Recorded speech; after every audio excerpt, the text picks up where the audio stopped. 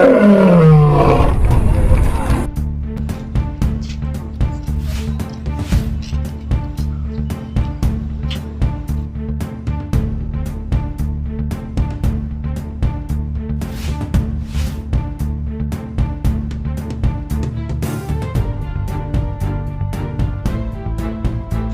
ప్రజలందరికీ మీడియా ద్వారా తెలియజేయడం ఏమంటే, వెంకటగిరి పట్టణంలో త్రిభువని సెంటర్ సమీపంలో ఉన్నటువంటి సర్వే నెంబర్ 227/10 సర్వే నెంబర్లో 48 సెంట్ల ప్రభుత్వ భూమి గురించి ఇటీవల అనేక వివాదాలు నడుస్తున్న నేపథ్యంలో గతంలో ఫిబ్రవరి 4వ తేదీన గౌరవనీయులైనటువంటి శ్రీ గూడూరు ఆర్డీఓ గారు ఆ యొక్క స్థలం దగ్గరకు వచ్చి కొన్ని రకాలైనటువంటి వివరణలు ఇవ్వడం జరిగింది. అలాగే గౌరవ ఆర్డీఓ గారు మొన్న ఇటీవల ఎస్ఆర్ఎల్ కళ్యాణ మండపంలో ఈ నెల 19వ తేదీన వారు మీటింగ్ కూడా పెట్టి వివరించడం జరిగింది ఆ స్థలం మీద.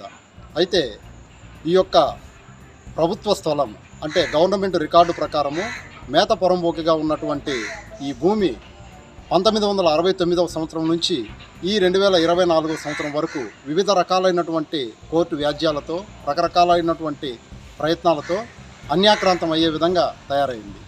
అయితే గత డిసెంబర్ 11వ తేదీన తిరుపతి జిల్లా కలెక్టర్ గారు ఇచ్చినటువంటి ప్రొసీడింగ్స్లో 3 నెలల లోపల దీని మీద అప్పీల్ చేసుకోమని చెప్పేసి మార్చి 10వ తేదీ వరకు టైం ఇవ్వడం జరిగింది.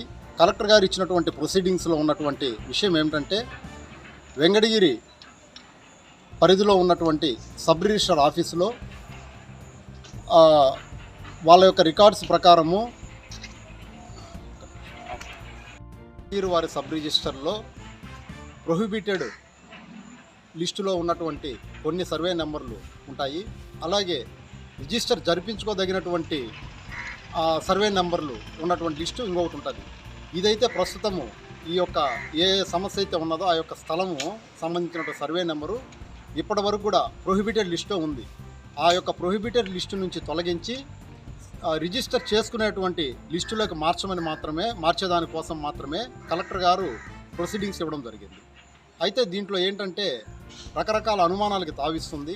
కొంతమంది పుర ప్రజలు కూడా ఈ యొక్క విషయంలో గట్టిగా ఉంటూ కొంతమంది కోర్టులు కూడా వెళ్ళడానికి వివిధ రకాలుగా కొంతమంది ప్రయత్నాలు చేస్తున్నారు.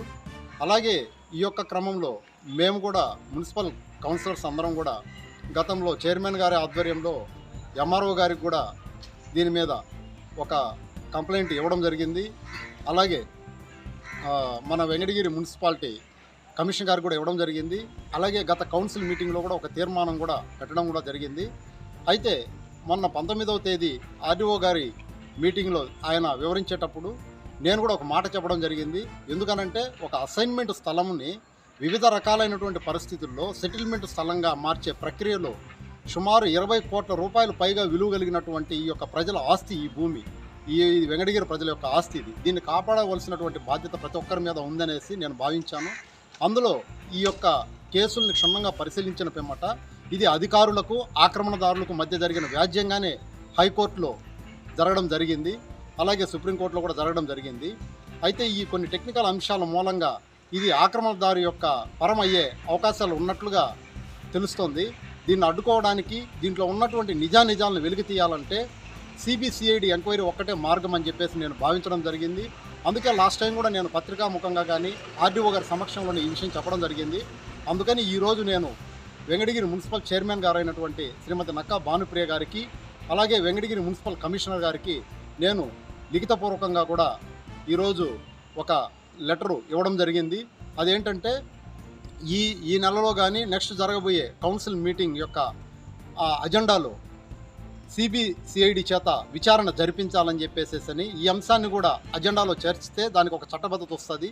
అయితే లీగల్ అడ్వైజర్ అనే ఒక వ్యవస్థ మనకి వెంకటగిరి మున్సిపాలిటీలో ఉంది కాబట్టేసేసి లీగల్ అడ్వైజర్ యొక్క ఆధ్వర్యంలో ఈ యొక్క విషయాన్ని సమగ్రంగా పరిశీలించి హైకోర్టులో రిట్ పిటిషన్ దాఖలు చేసి తద్వారా హైకోర్టు ద్వారా సిబిసిఐడి దర్యాప్తునకు ఆదేశించమని చెప్పేసేసని అడగాలనే ఒక ఉద్దేశంతో ఈరోజు నేను చైర్మన్ గారికి అలాగే కమిషన్ గారికి కూడా లిఖితపూర్వకంగా నేను ఇవ్వడం జరిగింది.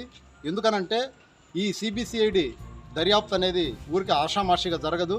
కాబట్టి దీన్ని కౌన్సిల్లో తీర్మానంలో ప్రవేశపెట్టి ఈ తీర్మానం ఆమోదం పొందిన తర్వాత దానికి ఒక చట్టబద్ధత వస్తుందని చెప్పేసి ఆ తర్వాత మన లీగల్ అడ్వైజర్ గారి ద్వారా హైకోర్టులో రిట్ పిటిషన్ వేయాలి.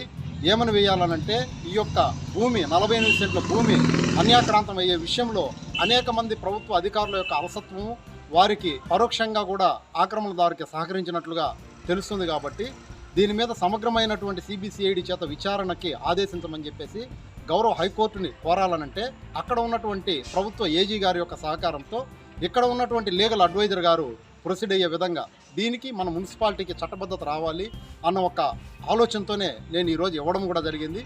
దానికి మన చైర్మన్ గారు అలాగే కమిషనర్ గారు కూడా ఈ యొక్క అంశాన్ని రేపు జరగబోయే మున్సిపల్ కౌన్సిల్ తీర్మానంలో మేము దీన్ని అజెండాలో ఒక అంశంగా ప్రవేశపెడతామని చెప్పేసి వారి మాట కూడా ఇవ్వడం జరిగింది. కాబట్టి ఈ విషయాన్ని కూడా వెంకటగిరి ప్రజలకు సవినయంగా తెలియజేసుకుంటున్నాను. Thank you.